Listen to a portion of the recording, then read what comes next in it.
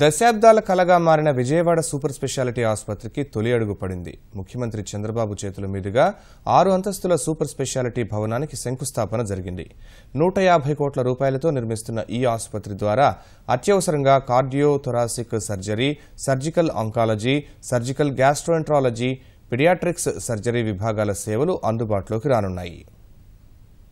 విజయవాడలో super speciality ఆసుపత్రి నిర్మాణానికి ముఖ్యమంత్రి చంద్రబాబు, వైద్య ఆరోగ్య శాఖ మంత్రి కామినేని శంకుస్థాపన చేశారు. కొత్త ఆసుపత్రి ప్రాంగణంలో 150 కోట్ల రూపాయలతో 6 అంతస్తులతో సూపర్ స్పెషాలిటీ బ్లాక్ నిర్మాణం చేపట్టనున్నారు. దశాబ్ద కాలంగా ఈ ఆసుపత్రి నిర్మాణం కాగితాలకే పరిమితమైన తరుణంలో ముఖ్యమంత్రి చంద్రబాబు చొరవతో కేంద్ర ప్రభుత్వ నిధులతో ప్రధానమంత్రి స్వస్థ సురక్ష యోజన పథకం కింద నిర్మాణం జరుగుతోంది. రాజధాని అమరావతి భవిష్యత్తులో మెడికల్ హబ్గా మారబోతోందని, కార్పొరేట్కు ధీటుగా ప్రభుత్వాసుపత్రుల్లో సేవలు అందుబాటులోకి తెస్తామని ముఖ్యమంత్రి తెలిపారు.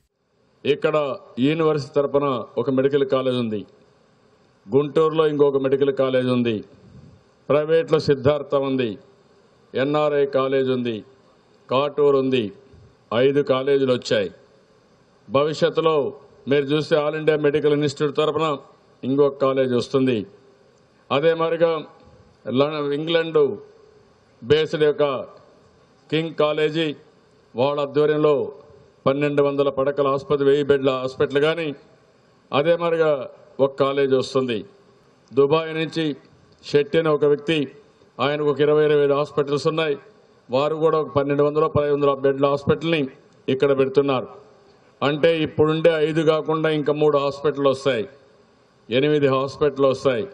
ఇంకా ఒకటి ఉండొస్తే ఈ యొక్క రాజధాని ప్రాంతంలో 8 నుంచి 9, 10 hospital in course of time వచ్చిందంటే నాకు ఏమాత్రం అనుమానం లేదు, ఈ ప్రాంతాన్ని ఒక మెడికల్ హబ్గా తయారు చేయాలనుకున్నాం. ఇది తయారవుతుంది, అనుమానం అవసరం లేదని చెప్పి కూడా నేను మీకు తెలియజేస్తున్నా. ప్రభుత్వాసుపత్రి వ్యవస్థ సరిగా లేకపోవడం వల్ల కార్పొరేట్ ఆసుపత్రులకు వెళ్లి ప్రజలు ఆర్థికంగా చితికిపోతున్నారని ముఖ్యమంత్రి ఆవేదన వ్యక్తం చేశారు. ఈ పద్ధతి మార్చేందుకు అనేక సౌకర్యాలు కల్పించామని తెలిపారు. పేదలకు మెరుగైన చికిత్స అందించడమే లక్ష్యమని పునరుద్ఘాటించారు. విజయవాడ ఆసుపత్రికి అదనంగా 10 డయాలసిస్ యూనిట్లు మంజూరు చేస్తున్నట్లు ప్రకటించారు. ఒక పవిత్రమైన వృత్తి ఈ వైద్య వృత్తి. కానీ కాలక్రమేణా మీరు ఒకసారి ఆలోచిస్తే ప్రతి ఒక్కరు కూడా డాక్టర్లందరూ హాస్పిటల్లో ఉద్యోగాల్లో చేరిన తర్వాత 6 నెలలు, సంవత్సరం, 6 ఏళ్లు, 10 ఏళ్లు లీవ్ పెట్టి వెళ్ళిపోవడం, ఎక్కడ కూడా డాక్టర్లు లేకుండా పోవడం, ఒకవేళ ఉన్న డాక్టర్లు రాకుండా పోవడం, హాస్పిటల్స్ అన్ని పాడుపడిపోవడం, ప్రతి ఒక్కరు కూడా ప్రైవేట్ హాస్పిటల్కి పోయే పరిస్థితి వచ్చింది.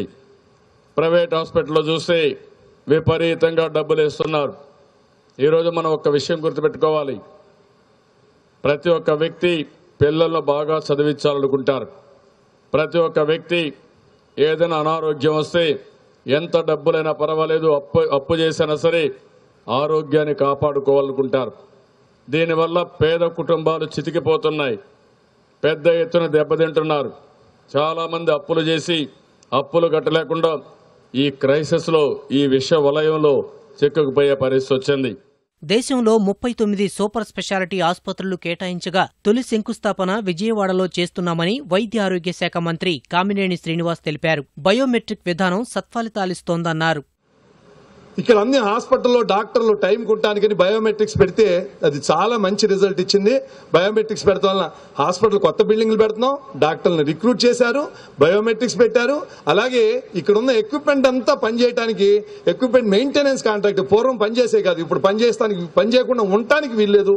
అలాగే అన్ని ఎన్టీఆర్ వైద్య చికిత్స అని ప్రైమరీ హెల్త్ సెంటర్ నుంచి డిస్ట్రిక్ట్ హాస్పిటల్ దాకా అన్ని చికిత్సలు ఉచితం చేశాం. చాలా ప్రైవేట్ డయాగ్నోస్టిక్ ల్యాబ్స్ మూసేసే పరిస్థితికి వచ్చింది. సూపర్ స్పెషాలిటీ ఆసుపత్రి నిర్మాణాన్ని ఏడాదిలో పూర్తి చేయాలని సీఎం ఆదేశించారు.